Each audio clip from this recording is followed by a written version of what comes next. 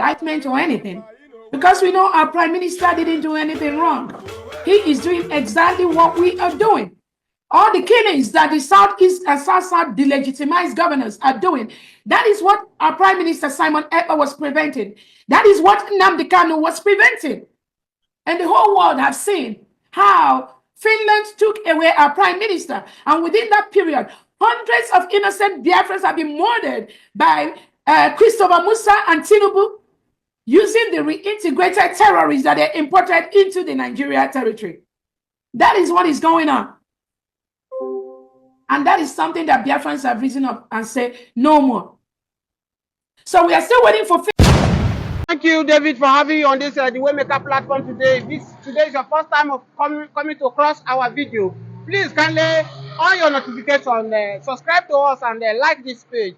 Yesterday, we saw Dr. ORABUEZE challenge Nigeria government that is ready to take Nigeria government to ICC for holding Nnamdi Kanu unlawful, even as a tender evidence to Donald Trump.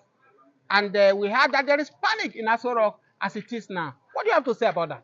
I think for me, it's a very big panic because Nnamdi Kanu has been incarcerated for 3.5 years and now no justice. Nobody would watch, sit where his or brother is being victimized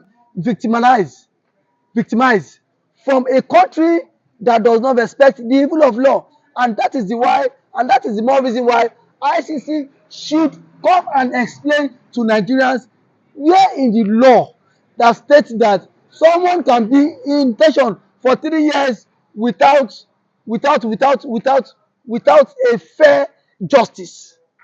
ICC should come and tell the whole world where is someone being incarcerated without being sentenced for 3 years. It has always been an unfair trial. The federal government actually knows the game they are playing. Tinubu wants to use him to negotiate 2027.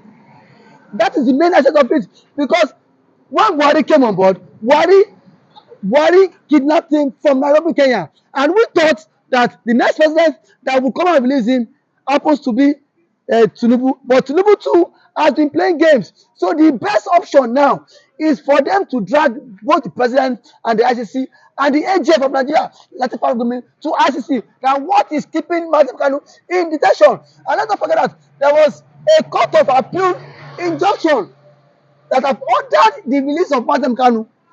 A Nigerian court, not the Aspa court, a Nigerian court has ordered for his release. But now, due to the fact that a government that does not obey the rule of law, a government that is not democratic enough would not obey the rule of law, because no believe that if Nnamdi Kanu is being released, therefore Kanu will be a spoiler to the one Nigeria. And even if Nnamdi Kanu is being released or not, they expect to understand that one Nigeria already is dead, because even to the average man on the streets does not believe in the unity of one Nigeria. Okay, let me ask you this question. Nnamdi Kanu said it categorically the last time he came to court that he does no longer trust Justice Yanko, that he should step aside. Justice Peter Yanko, he should step aside from his case because he indicted him of using him to do trade by barter, because the husband and the son is being having case of corruption with Nigeria government.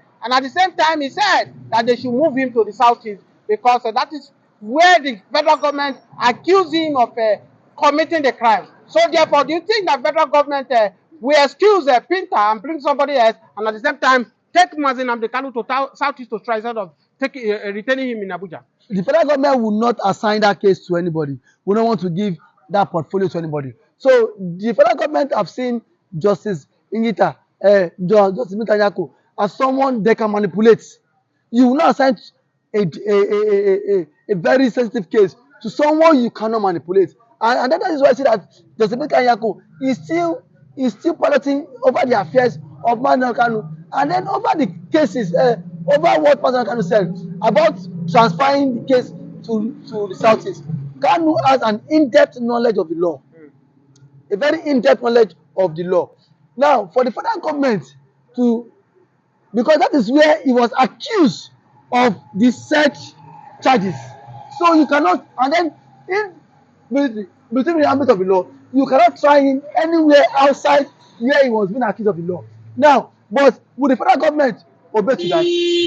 It shows that the federal government is a government that does not obey the rule of law. Now, the federal government is not coming to tell Nigerians that Kanu cannot, that see, they cannot transfer Kanu case to Southeast because of the insecurity in the Southeast. That is no reason. That is not a yardstick. Even in Abuja, where Kanu is being held, are there no cases of insecurity in Abuja? Countless times, elders has invaded Kuje prison. Elders have invaded so many government quarters. So I think that is, for me, that is not a yardstick for them. And then again, it is always an hatred against the Igbo man. The Nigerian system is being structured to hate the Igbo man. And that is why the Igbo man has not been given that opportunity to thrive. We also saw transparent during the last election. That even here in Lagos, once those touts sees you are an Igbo man, you can be slapped at the polling units. Okay, now in 30 seconds, before I will let you go, Mr. Dave, do you think that Nnamdi Kanu will get justice in this case in Nigeria? In Nigeria, the answer is no. Except the international body comes to help. The federal government is not ready, and then not the federal government alone. Tinubu has told the southeastern governors to come. Let them dialogue. Even the southeastern governors don't want Kanu to be released because they know how popular and how influential Mazi Nnamdi Kanu is. The southeastern governors don't want him to be released. The southeast senators, House of Reps, don't want Kanu to be released. The only people drumming for the release of Mazi Kanu are the common persons on the streets, like me and you. The political elite in the southeast dislike Mazi Nnamdi Kanu. Okay, thank you so much, Mr. David. Thank you for having me. Igbos, the political leaders in southeast, they hate the truth and they don't want Mazi Nnamdi Kanu. Thank you. We hope to see you once again next time in this channel. Thank you for having me. Yeah, good morning, viewers. I'm with Mr. Lawrence live and direct this morning. Mr. Lawrence, good morning. Thank you for having you. Good morning. If this is your first time of seeing our video here, please subscribe to this channel and like. Yes, is it that Nnamdi Kanu have been vindicated? A lot of people who have said that Tinubu Buhari is dead long time ago. Yesterday, we saw a gathering of past president with Bola Ahmed Tinubu celebrating IBB, but Buhari was nowhere to be found. Is it to testify that Buhari is no more? Yeah, before that, everybody know, people they are very, very vigilant and to mark people. Know that Buhari is not there again because the former Buhari will have, normal Buhari will have a very tall man, but unfortunately and very old, and he talks somehow. But the one they say that is Buhari that finished Nigeria government before Ahmed Tinubu is shorter than former Buhari. And our leader Mazi Nnamdi Kanu, we bring that issue after the arrest Mazi Nnamdi Kanu, the first court Mazi Nnamdi Kanu goes. They didn't bring the issue at all because of what? That the dead one, the dead person is not. If the person that says dead is alive, he will do what? He will come outside and tell you, see, you are the one telling me that I'm dead. Why? That is when you can defend himself or he cannot defend himself.